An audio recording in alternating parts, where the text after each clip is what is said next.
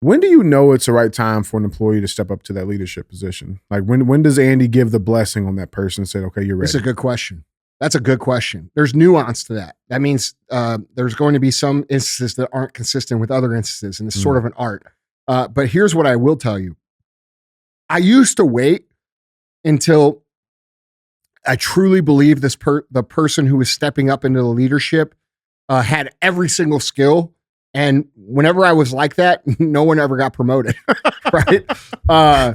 And so it held my business back, right? And then what I found out is those people would get frustrated because what you have to understand is that most people on your team, they want to be valuable. Yeah. They want to contribute to the win. Yeah. I mean, who doesn't want to score a touchdown pass or a touchdown in the Super Bowl? Right. Right? That doesn't mean you have to be the MVP, but they want to do some shit. Yeah. And so it took me a long time to figure that out. I made a lot of mistakes. I think my biggest regret as a business owner is like, I think back at some of the good leaders that I've had that have maybe moved on to other places, because I held them back, not understanding that they were ready for that. And I'm talking like 10 years ago. Right? Yeah. Now I do it the opposite. Like when I see someone who's like 50% ready to lead, I fucking throw them the fuck in there. Right. And then I accept that the mistakes they make are going to be part of their education process, as long as they aren't fatal, right? Yeah. And I feel like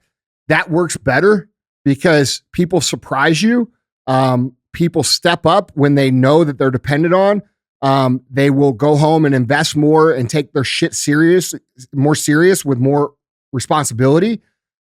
So I think, it's an evolution, and you as an entrepreneur are going to go through this. You're going to go through this period where when it's just you, and then it's you and maybe like another person, and then maybe it's you and like 4 other people.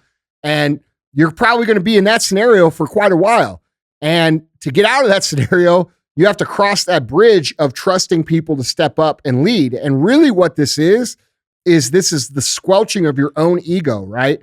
Like as the owner of the business or the CEO or whatever you want to call yourself. Yeah.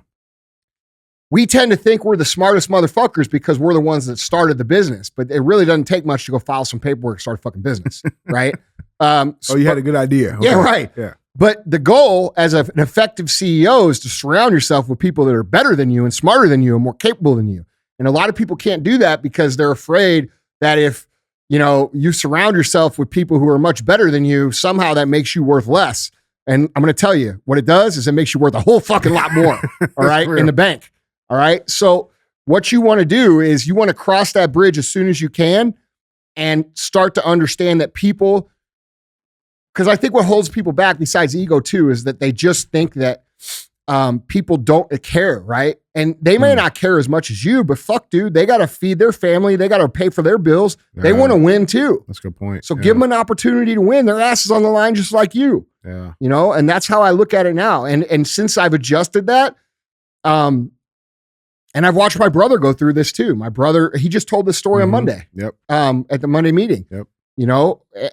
Every leader goes through this where they go from thinking they're the only one capable to teaching the team to then holding the team back because the other people have become capable and their ego is sort of in the way, or they're not understanding, they're not trusting their people enough. Right. Right. And once you cross over that bridge, you kind of realize, oh shit, like I was kind of my own worst enemy there. I was a terrible fucking leader. Yeah. And so what happens is other people step up and they become even better than what they were because, and they become even more dedicated to the mission because they realize that you trusted them just like they trust you by even coming to work for you. That's real. So that's how I see it now. And that's 23 years of me going through that process. I fucked it up pretty bad lots of times. And I think I've got it figured out to this point now. So that's what I would say. I would say you got it. Well, I mean, dude, you can only build so much with you in a small group. Yeah, no shit. So you really don't have a choice if you've got big goals. Yeah. Now, if you want to be a small business and this and that, that's a different thing. But I would warn you that if you're not growing, you're dying. And if your people aren't seeing you try to grow, they're going to quit on you. And you're going to constantly be recycling through skilled people over and over and over again. The best policy I've found is shoot for the fucking stars, bro, and just keep going. Yeah. You know what I mean? And it keeps it way more fun. Hey guys, do me a favor. If you enjoyed that clip, if it made you laugh, if it made you think, if it made you have a new perspective, go over to iTunes. Check out the full-length podcast. You're going to like it.